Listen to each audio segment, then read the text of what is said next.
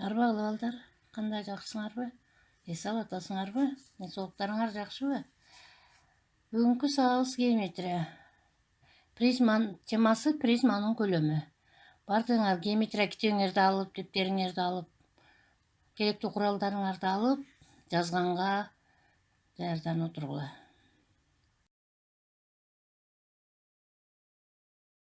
Эми бүгүнкү сабакта биз эмнелерди үйрөнөбүз?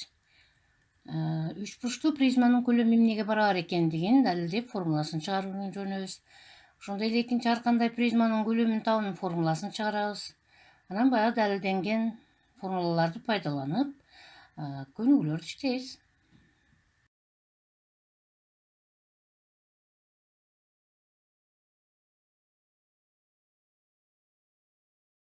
Биз мурунку сабагыбызда көлөм деген эмне? Ошондой эле 9-класстан дагы билесиңер. Геометриядан көлөм деген эмне? Ал баягы чоңдук, ал жалаң оң мааниге ээ болот, анын касиеттерин токтолуп өткөнбүз. Көлөмдүн негизги 2 касиетин силер билесиңер. Биринчиси баягы барабар телолор барабар көлөмдөргө ээ болот. Эгерде тело бир нече бөлүктөрдөн турса, анын көлөмү ошол бөлүктөрдүн көлөмдөрүнүн суммасына барабар деп. Анан параллелепипедтин көлөмү 9-класста эстесеңер болот. Параллелепипедтин көлөмү эмнеге барабар эле? Параллелепипедтин көлөмү сызыктуу үч өлчөмүн көбөйтүүнүсүнө барабар. Андан параллелепипедтин көлөмүнүн экинчи формуласы негизин аянттын бийиктигине көбөйткөнгө барабар деп ошону пайдаланып параллелепипедтин көлөмүн табууну бир нече мисалдары аткарылган. Эми бүгүн призманын көлөмү. Призма бул жалпы көпкырандык. Анын ичинде параллелепипед бул анын төрт бурчтуу призма же болбосо ошонун бир учуру. Каралган мурда. Азыр эми жалпы призманын көлөмү эмнеге барабар экендигин үйрөнөбүз.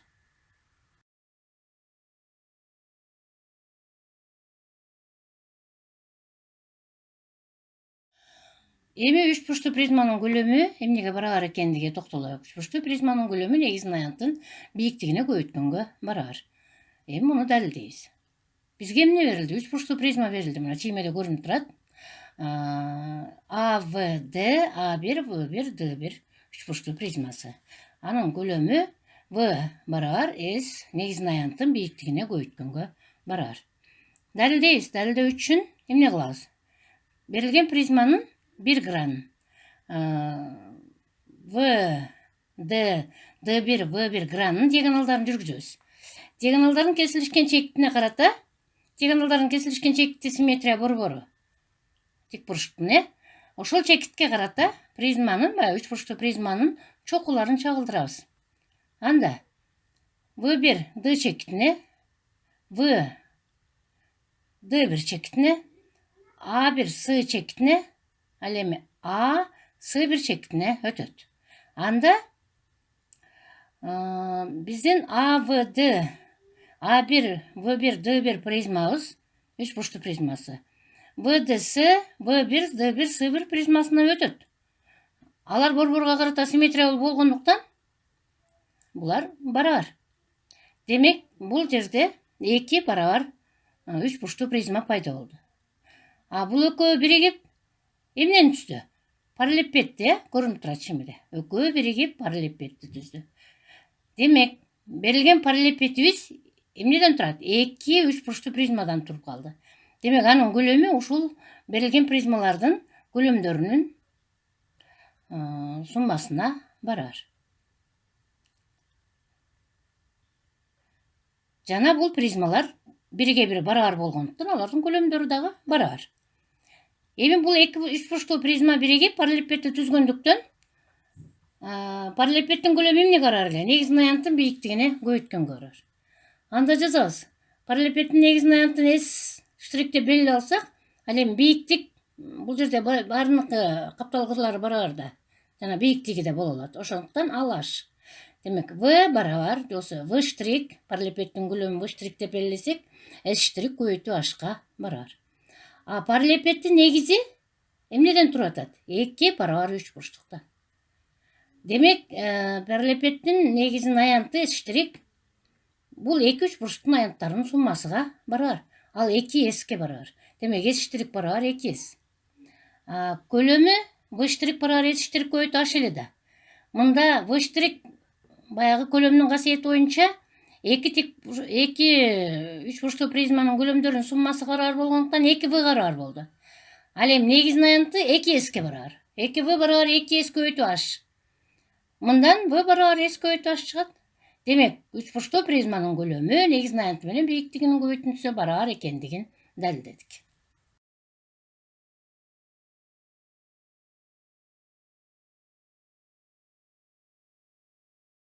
Биз эми үч бурчтуу призма, негиз үч бурчтук болгон призманын көлөмүнүн формуласын чыгардык.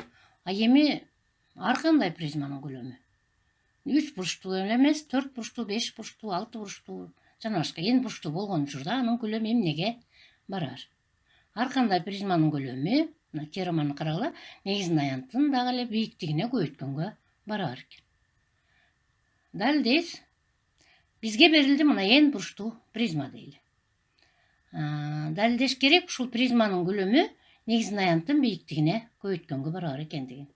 Далилдөөдү баштадык. Эмне кылабыз эми далилдеш үчүн? Биз өзүбүз мурда далилдеген теоремага таянабыз. Ал эмне деп далилдедик эле? Үч бурчтуу призманын көлөмү негизин аянтын бийиктигине көбөйткөнгө барар деп далилдедик. Ошон үчүн бул призманы, n бурчтуу призманы үч бурчтуу призмаларга бөлүп алабыз. Ал үчүн АВ кыры аркылуу өткөн диагоналдык кесилиштерин жүргүзөбүз. Алар ошолорго туура келүүчү баягы негиздеринин диагоналдары аркылуу өтөт. N бурчтуу призманын бул үч бурчтуу призмаларга бөлө турган болсок, n-2 үч бурчтуу призмага бөлүнөт. Анткени n бурчтуктун бир чокудан чыккан диагоналдарынын саны n-2ге барар. Эми көлөмдүн касиети боюнча n бурчтуу призманын көлөмү ал бир нече бөлүктөргө бөлүндү да, ошол бөлүктөрдүн көлөмдөрүнүн суммасына барар. Эми биз үч бурчтуу призмалардын бийиктиктери бардыгы барар, ал h барар. Ал эми негизинде үч бурчтуктун аянттарын рети менен S1, S2, S3 жана башка эсендеп белгилеп алсак, анда көлөмдөрү V1, V2, V3 болот дагы. Жалпы n бурчтуу призманын көлөмү баягы бөлүктөрдүн, осы үч бурчтуу призмалардын көлөмдөрүнүн суммасына барар. Жазылып турат, көрдүңөр, барар. Ал эми V1 эмне барар? Негизин аянтын бийиктигине көбөйткөн S1 көбөйтүү h, V2 S2 көбөйтүү h, V3 S3 көбөйтүү h, плюс жана башка Vn n-нчи үч бурчтуу призманын көлөмү Sn көбөйтүү h'ка барар. Мында бийиктиктер бардыгы бирдей болгондуктан h'ты качан сыртына чыгарып ийсек, бардык баягы үч бурчтуу призмалардын негиздеринин, үч бурчтуктардын аянттарынын суммасы калды. Бул үч бурчтуктардын бардыгын кошсок, экинисинде карасаңар негизиндеги эмнени берет? Негизин береби? Жалпы негизди берет, n бурчтукту берет. Демек, жалпы негизин аянтын s деп белгилесек, h көбөйтүү s болот. Биз далилдедик. Демек, ар кандай призманын көлөмү негизин аянтын бийиктигине көбөйткөнгө барар экен.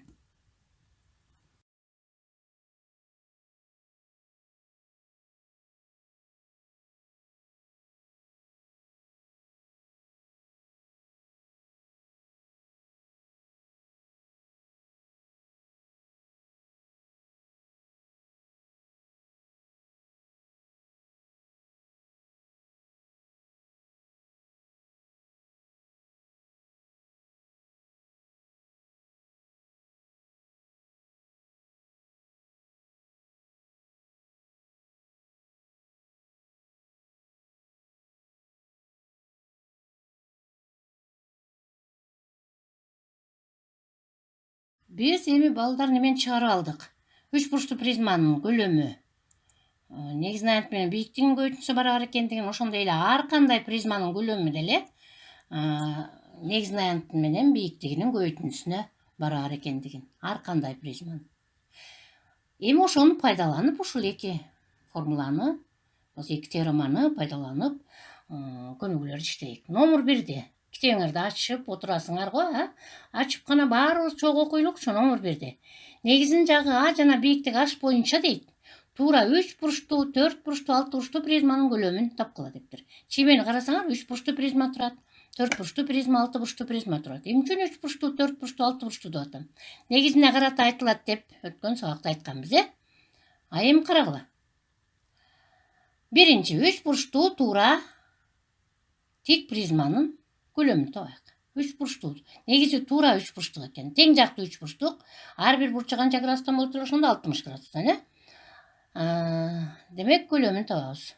Көлөмүн табыш үчүн биринчи көлөмүн негизин аянты менен бийиктигин көбөйтүүсүнө барабар, Негизин аянтын табайык. Негизин аянты эки жагын аранын арасында бурчтун синусуна көбөйтүп, ана 2-ге бөлгөнгө барабар Мына жазууда көрүнүп турат. Демек бул эмнеге барабар экен? А квадрат тамырасты 3 бөлүнгөн 4-кө барабар. Эми көлөмүн таап коебуз. Бул с негиз көбөйтүү h.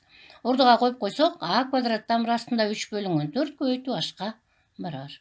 Биз 3 бурчтуу тик призманын, туура тик призманын көлөмүн таптык.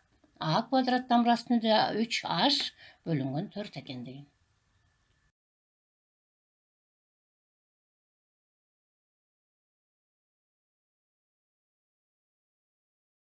Эми экинчиси, туура 4 бурчтук болгондо дейт негизи. Туура 4 бурчтуу тик призманын көлөмүн тапкыла дептир. Карадык. Демек, туура 4 бурчтук болсо, негизи анда квадратта, бардык жагы ага барабар. Ошондойбу? Анда квадраттын аянты эмнеге барабар А квадратка барабар. А көлөмү негизин аянты менен бийиктигинин көбөйтүүсүнө барабар да. Демек, бийиктиги h болсо, а квадрат көбөйтүү h. Демек, көлөмү v барабар экен а квадрат көбөйтүү h'ка. Жоо жазылып турат, мына чийменинде өзүңөр көрүп турасыңар.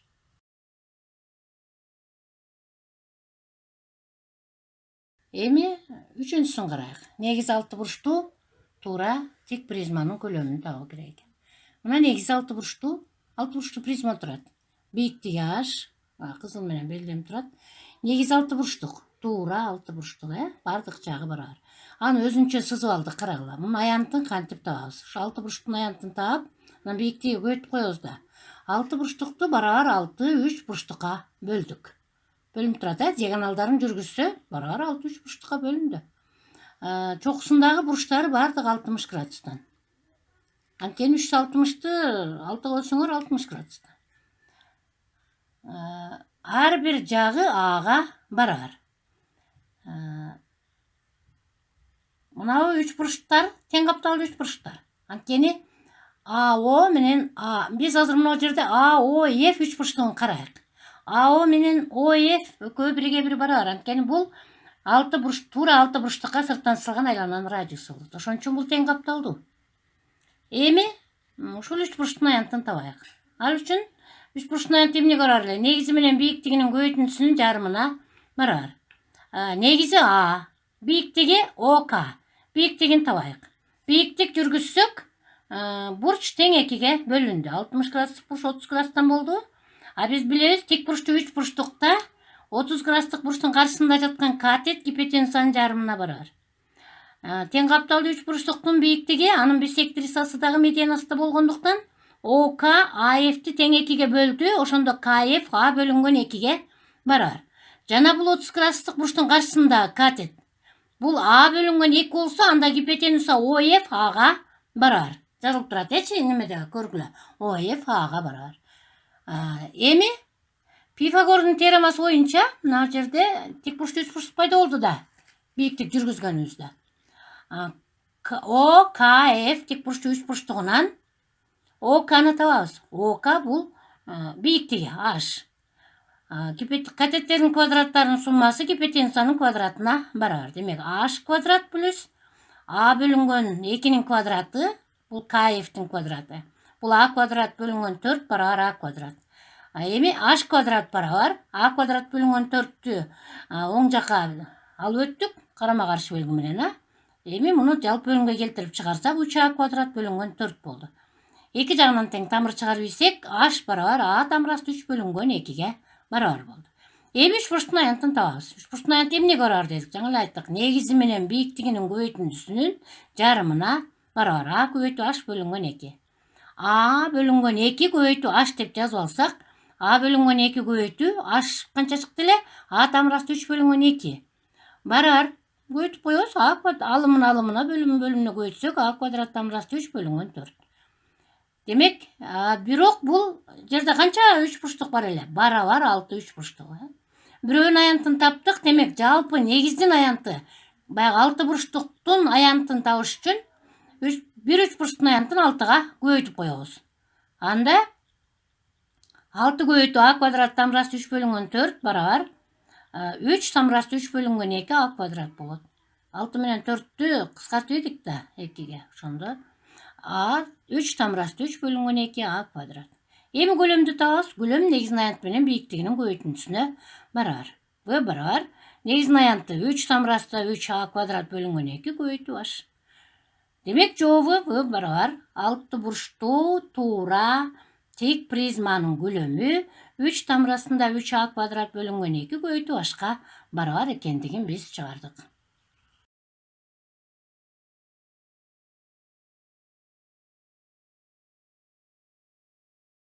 Номер 6-ны карагыла.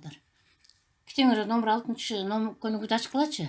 3 бурчтуу жантык призманын негизинин жактары дейт 50 дециметр, 60 дециметр жана 90 дециметр болгон 3 бурчтуу экен. Капталкыры 100 дециметр. Ал негизинин тегиздиги менен дейт 45 градустук бурч түзөт. Призманын көлөмүн тапкыла. Демек, бул жантык призма экен. Чиймеден карагыла. Биз өткөн далилдегенде айттык го. Ар кандай призманын көлөмү негизин аянтын бийиктигине көбөйткөнгө барабар деп. Чиймени карасаңар, 3 бурчтуу призма, жантык призманын бийиктиги h'k. Ушул каптал кыры h' негизинин тегиздиги менен 45 градустук бурчту түзгөнү көрсөтүлүп турат. Бизге берилди мынакей каптал кыры 100 дециметр, негиздери 50, 60, 90 дециметр деп жазылып турат, жана h', бурчу 45 градуска барабар болсо, көлөмдү тапкыла. Негизин аянтын табабыз. Көлөм негизин аянты менен бийиктигинин көбөйтүүсүнө барабар да. Демек, негизин аянтын табыш үчүн эгер 3 бурчтун 3 жагы берилсе, кимдин формуласын пайдаланса элек? Герондун, Ал үчүн периметрди таап алабыз да, жарым периметр. Кошуп туруп бардык жактарынын узундуктарын кошуп 2ге бөлсөк 100 см чыгып тур, кара, көрүп турасыңар, Эми Герондун формуласы боюнча 100, 100 минус 90, 100 минус 60 көбөйтүү 100 минус 50 барабар 100 көбөйтүү 10 көбөйтүү 40 көбөйтүү 50. Мындан тамыр чыгара турган болсок 100дөн 10 чыгат. 40ка 10ду көбөйсөңөр 400дөн 20 чыгат. 50 деген 25 көбөйтүү 2 5 чыгат.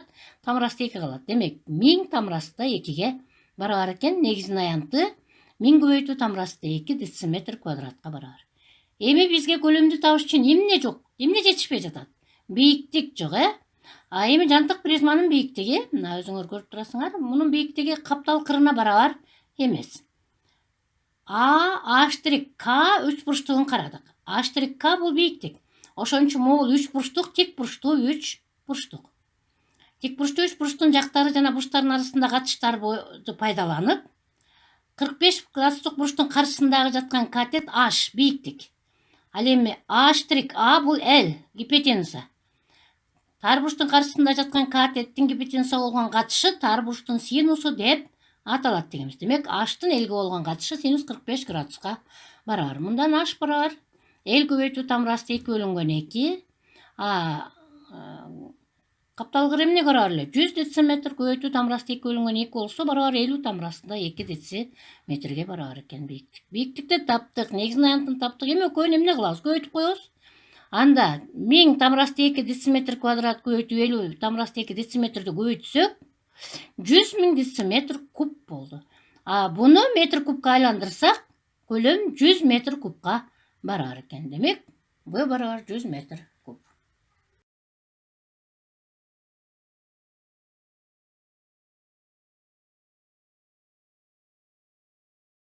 Эми балдар, бүгүн сабакта биз эмнелерди билдик? Бүгүн биз 3 бурчтуу призманын көлөмүн табуунун формуласын билдик. Ар кандай призманын көлөмү формуласы кандай экен, аны үйрөндүк, аны таптык. Анан бул формулаларды пайдаланып, мына көнүгүүлөрдү иштедик. Эми силер балдар үйдөн дагы бир сыра өзүңөр окуп, кайрадан китепти карап кайталайсыңар.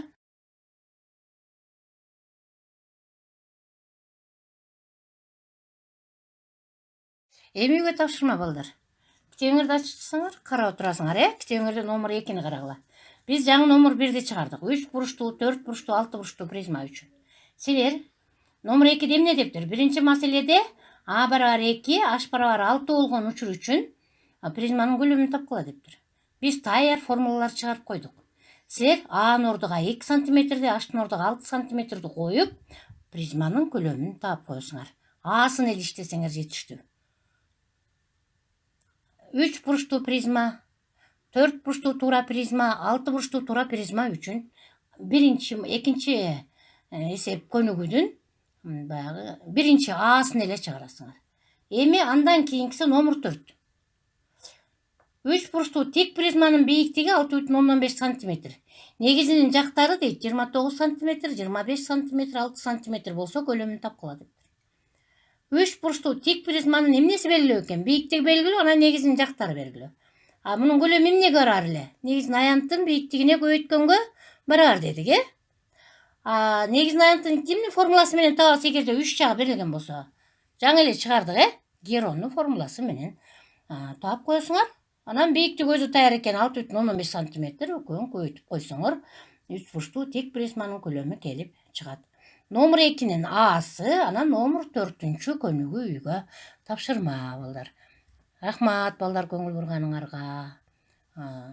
Оорубагыла, ден соолугуңар чың болсун. Тапшырмаларды чыгарып, түшүнбөгөн сурооңар болсо айтып мага кайрылсаңар болот. Мага тапшырмаларды убагында жөнөтүп турууга аракет кылгыла. Болуптур балдар. Жакшылыкта көрүшөйүк. Эсен болгула.